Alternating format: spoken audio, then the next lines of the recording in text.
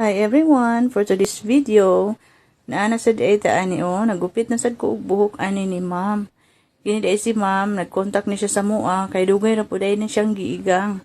So, mao na ni pag-abot namo din nagsabot mi ni ma'am. Then wala pud ko naglangan kay layo pag nilang ma'am, gikan sa mua, so nagupit na din ko dito kay nagkasinabot naman mi sa presyo. So, ang ato din gupit ani lang mga ma'am o. Depende ra pud sa atong sabot no, ay pud mi mo gupit.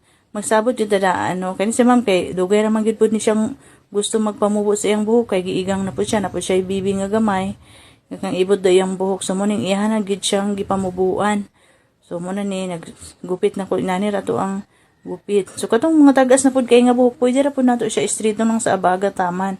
Pero kini si ma'am, kay gusto man siya nga magpa-short na gid sa iyang buhok, kay dugay rin siya giigang, so inani, nagsabot, inani, iyahang ganahan. So, inana lang, maggupit na ko ani. Inani lang gid siya, no. Kasi tingalan sad mo di gatindog-tindog lagi mi diri ni madam kay kung kami man gyud magbiyahe maglagyo, kung asa ta magkita.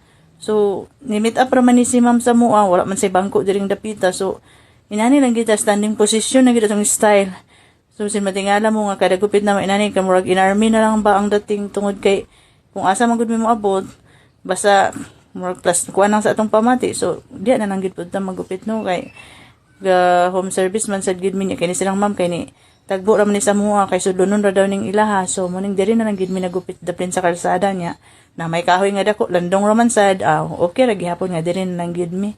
So mo ni inani ra gid ato ang gupit at alat no ani tungod kay si ma'am giigang naman ni siya, sabot na sad mi ani daan niya sa kanang sama sa gipang igang na sa diha.